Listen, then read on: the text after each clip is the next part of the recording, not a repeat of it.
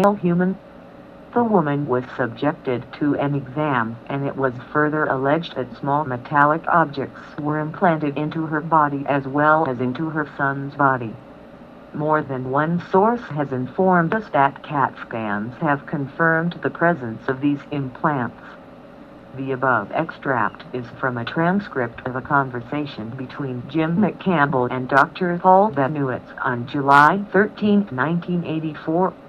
Bennewitz reports that through regressive hypnosis of the mother and child required only in about 30% of abduction cases, and his own followed-up investigation including communications received via his computer terminal, which ostensibly from a UFO-related source he was able to determine the location of the underground facility, a kilometer underground beneath Archuleta Mesa on the Jicarillan Apache Indian Reservation near Dulce, New Mexico since 1976, one of the area of the U.S. hardest hit by mutilations. Bennewitz's information is that this installation is operated jointly as part of an ongoing program of cooperation between the U.S. government and EBS. There are also underground bases at Kirtland JFB and Holloman JFB, as well as at scores of other bases around the world, including Bentwaters, England. Back to the base under discussion. After Bennewitz briefed Air Force officials on what he had found, the trip to the area revealed the following data. The base is 2.5 miles northwest of Dulce, and almost overlooks the town. There is a level highway 36 feet wide going into the area. It is a government road. One can see telemetry trailers and buildings that are five-sided with a dome. Next to the domes, a black limousine was noted, a CIA vehicle. These limos will run you off the road if you try to get into the area. To the north there is a launch site. There are two rest ships there. They are 36 feet long with wings, and one can see oxygen and hydrogen tanks. The ships that we got out of the trade are atomic, powered with plutonium pellets. Refueling of the plutonium is accomplished at Los Alamos. The base has been there since 1948. Some of the discs are piloted by the NSA. The base is 4,000 feet long and helicopters are going in and out of there all the time. When it became known that Bennewitz was familiar with this, the mutilations in the area stopped. In 1979, something happened and the base was temporarily closed. There was an argument over weapons and our people were chased out. The aliens killed 66 of our people, and 44 got away.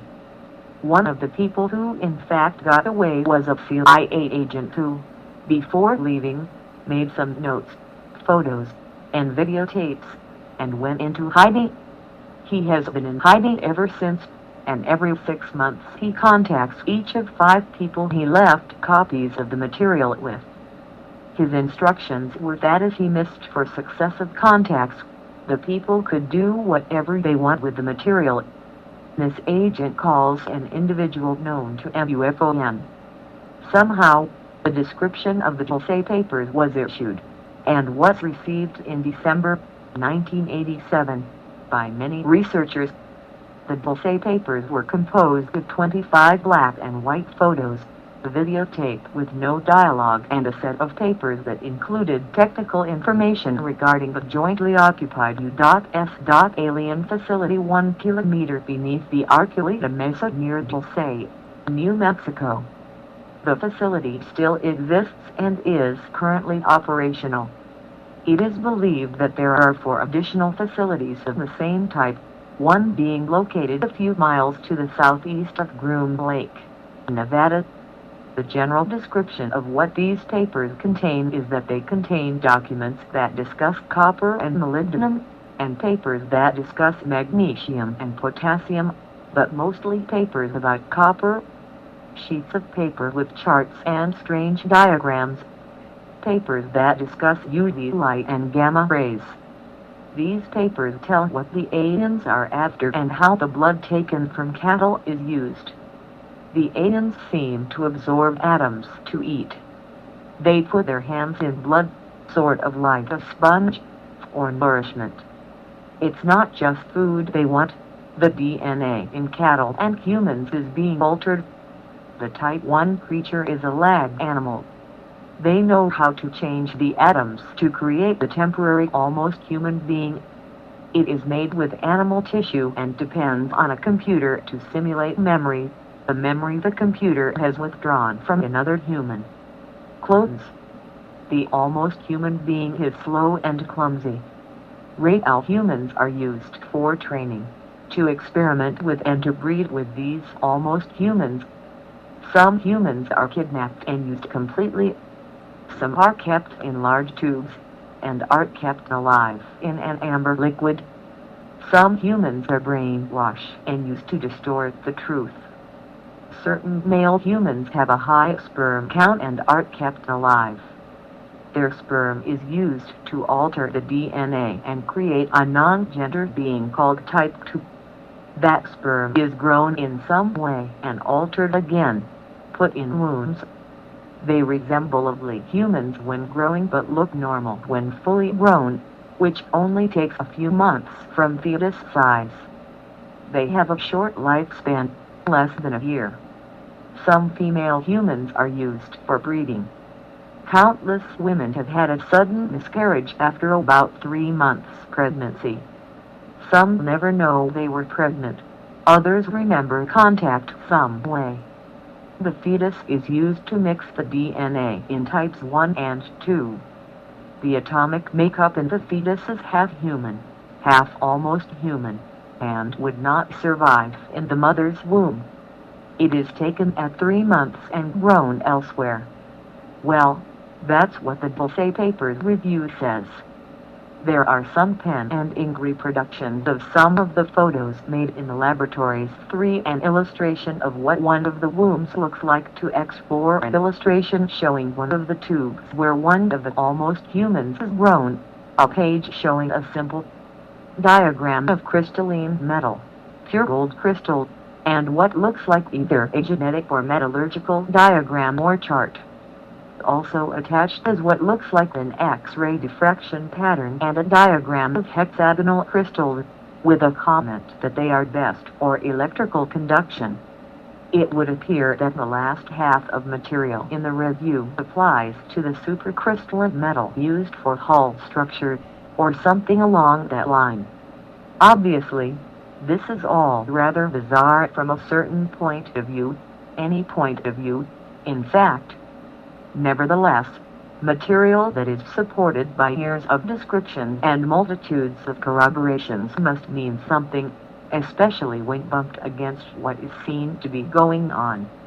It is apparent from this and other data that has been accumulated over the years that there are underground bases and tunnel complexes all over the world, and that more are being constructed all the time. Many of you may recall the Shaver mysteries and Inner Earth City stories. Well, all that is true. There are cities down there, amongst other things, and some of them have nothing to do with the main subject of this paper. They've been there for a long time. Let's change direction for a moment. One individual by the name of Lou Terry has been working on some ideas regarding UFOs and geomagnetic anomalies. I will go into what he has discovered, although the concept of the relationship is not new, and let you judge that for yourself. After purchasing aeromagnetic and gravitational anomaly maps from the United States Geological Survey, it becomes evident that there was indeed a valid connection between these areas and UFOs. Mr. Terry gave a lecture in Arizona about the relationship, and was subsequently harassed by the FBI, and told that the information is sensitive. Mr. Terry took the hint and declined to talk publicly about it to the degree that he had been doing. Both the aeromagnetic and gravitational Boucher gravity maps indicate basic field strength, as well as areas of high and low field strength. Interestingly enough, the areas of maximum and minimum field strength have the following though all have frequent UFO sightings. Though all are either on Indian reservations, government land, or the government is trying to buy up the land. So many of them, especially where several are clustered together, are suspected bases areas and /or areas where mutilations and abductions have historically taken place. In these observations, Mr. Terry has gone far, but he has gone a little farther in noting that there are times when the UFOs are seen in these areas.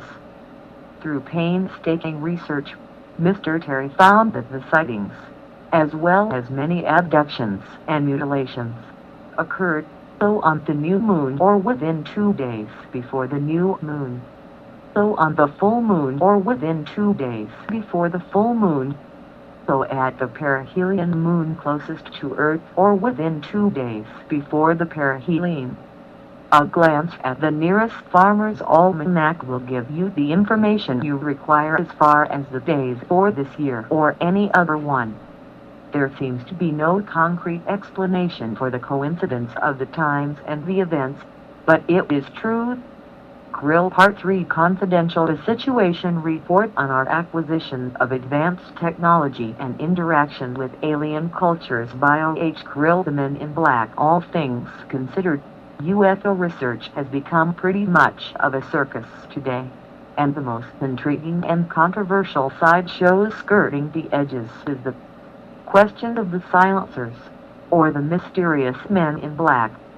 There is a strong subliminal appeal in these accounts of visits by mysterious dark-suited figures. I have been visited myself, as have others I've known, attempting to silence UFO witnesses. A typical situation would be that a witness has a UFO sighting or UFO-related experience. Shortly thereafter, he is visited by one or more odd-looking men who relate to him the minutest details of his experience, even though he has as yet told no one for fear of ridicule or other reasons. The men warn him about spreading the story of his experience around and sometimes even threaten him personally, sometimes obliquely, sometimes directly. Any evidence, if it exists, is confiscated in one way or another. Sometimes the visit is for some totally meaningless reason and the subject of UFOs is hardly mentioned, if at all. But again, the men all seem to look alike. We actually seem to find ourselves in close proximity to beings who obviously must be directly connected in some way with the objects themselves or the source behind them. Yet they seem to be functioning unobtrusively within the framework of our own everyday existence. The classic conception of a myth is a man of indefinite age, medium height and dressed completely in black. He always has a black hat and often a black turtleneck sweater. They present an appearance often described as strange or odd. They speak in a dull monotone voice, like a computer, and are dark-complected with high cheekbones, thin lips, pointed chin, and eyes that are mildly slanted. The visitors themselves are often on absurd missions. They have reportedly posed as salesmen, telephone repairmen, or representatives from official or unofficial organizations. Their mode of transportation is usually large and expensive cars, Buicks or Lincolns, sometimes Cadillacs, all black, of course. I might note at this point that their physical appearance also has included beings that have pale grayish skin, and that some of them have been seen to have blonde hair, yet they wear the clothing and drive the cars previously described. Their cars often operate with the headlights off, but ghostly purple or greenish glows illuminate the interior. Unusual insignia have been seen emblazoned on the doors, and the license plates are always unidentifiable or untraceable. The fabric of their clothes has been described as strangely shiny or thin, but not silky, almost as if they have been cut from a new type of fabric. Their often mechanical behavior has caused them to be described by some as being like robots or androids. Think back to the Dulce lab. A lot of descriptions of some of these folks are pretty bizarre. A businessman family in Wildwood, New Jersey, was visited by an unusual